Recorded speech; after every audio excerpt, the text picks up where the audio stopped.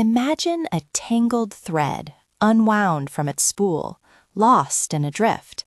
Now, imagine finding that thread, gently guiding it back and weaving it into a tapestry of connection and purpose.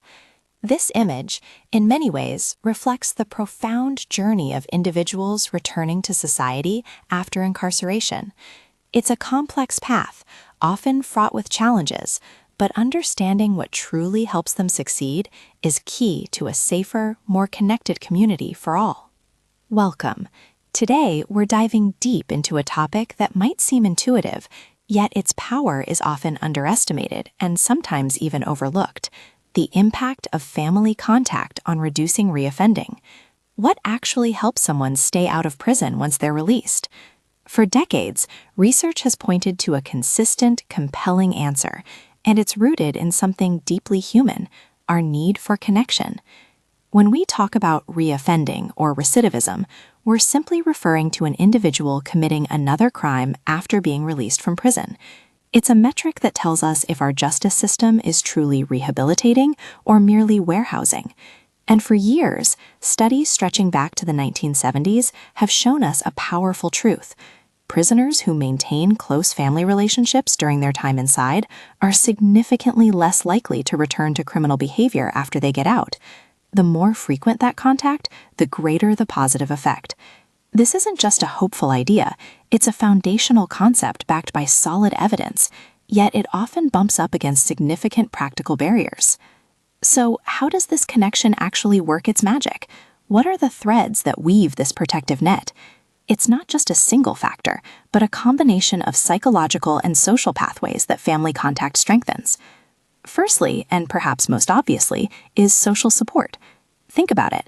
When someone is released, they need a place to live, maybe help getting a job, or just a ride to an appointment. Families often provide this crucial instrumental support, the practical assistance that bridges the gap from prison to independence. But it's also the emotional support, the love, the sense of belonging, the feeling that someone cares and is rooting for you. This emotional backbone is incredibly powerful for maintaining mental well-being and a positive outlook during a very challenging transition.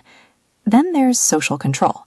This isn't about someone watching over your shoulder, but rather the subtle yet powerful influence of having strong family bonds. When you have a family relying on you, children looking up to you, or parents who have sacrificed for you, it creates pro-social obligations. You have reasons to stay on the straight and narrow, informal supervision that discourages criminal behavior because you don't want to let them down or risk losing that precious connection. Closely related is family connectedness itself. Maintaining these ties enhances a person's sense of self-worth and belonging. It helps them develop non-criminal coping strategies by having a safe space to talk through problems rather than resorting to old destructive habits. It fosters a more positive post-release outlook, giving them something tangible to look forward to and work towards. Finally, family involvement is often critical for post-release planning. Who better to help you map out your future, housing, employment, education, than the people who know you best and genuinely want to see you succeed? This practical planning is absolutely vital for a successful reintegration into society. And it's worth noting, strong family contact is also linked to better behavior inside the correctional facility, suggesting its positive influence begins even before release. Now, how does this contact happen? There are various forms of communication, each with its own benefits and drawbacks. Historically, in-person visits have been shown to be highly beneficial, significantly reducing reoffending and improving in-prison behavior. There's an undeniable power in direct human interaction, seeing a loved one face-to-face, sharing a physical space. Phone calls are more common and are also strongly linked to reduce recidivism, especially when they are consistent and frequent. The regularity of hearing a familiar voice, even briefly, can provide stability. Mail or letters offer a different kind of connection, a tangible piece of home. However, their effectiveness can be limited by things like prisoner illiteracy or restrictive postcard-only policies that reduce the personal nature of the communication. More recently, video visitation and electronic messaging have emerged. While they offer new avenues, they're often criticized for being expensive and providing an inferior, less personal experience compared to in-person visits. It's like comparing a video call to a warm hug. Both connect, but one is clearly richer. Despite the overwhelming evidence supporting the benefits of family contact, there's a persistent and frustrating gap between what the research tells us and what actually happens on the ground. This discrepancy between evidence and practice is a major point of contention. Correctional facilities designed primarily for security often inadvertently, or sometimes quite deliberately, hinder communication. Restrictive mail policies, limited visitation hours, and the exorbitant cost of phone calls and video visits place a substantial financial burden on families, particularly those with limited resources. Imagine trying to stay connected to a loved one when every phone call costs an arm and a leg, or visiting requires a day-long journey and multiple security checks. These barriers effectively sever vital connections, working against the very goal of reducing reoffending. It's also important to acknowledge that not all contact is created equal, and not all family relationships are purely positive. Research reveals nuances in the impact of different types of contact and even different visitors. For instance, while visits from spouses often have the most pronounced positive impact on reducing recidivism, and parental visits are also highly influential, studies have sometimes found that visits from children might have less impact, or even no statistically significant impact compared to adult family members.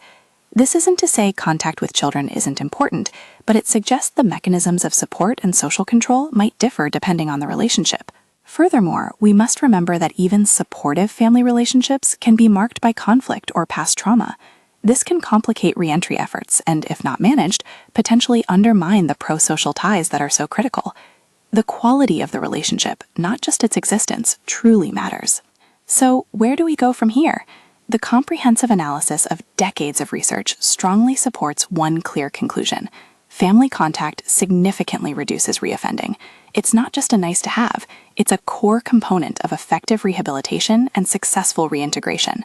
To truly harness this benefit, systemic changes are crucial. We need policies that move beyond merely allowing contact to actively facilitating and encouraging it.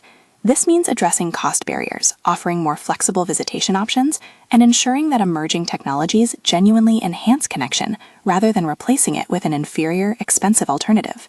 Prioritizing family connections isn't just about being kind, it's about being smart. It's an evidence-informed investment in public safety. When individuals have strong, positive ties to their families and communities, they are more likely to find stable housing, secure employment, and ultimately live productive lives. This creates a ripple effect, strengthening families and making communities safer for everyone. By understanding these dynamics, we can advocate for and implement policies that genuinely bridge the gap between research and practice, building a justice system that not only punishes, but truly rehabilitates and helps individuals successfully return to their lives, connected and supported. It's about weaving those tangled threads back into a stronger, more resilient tapestry for us all.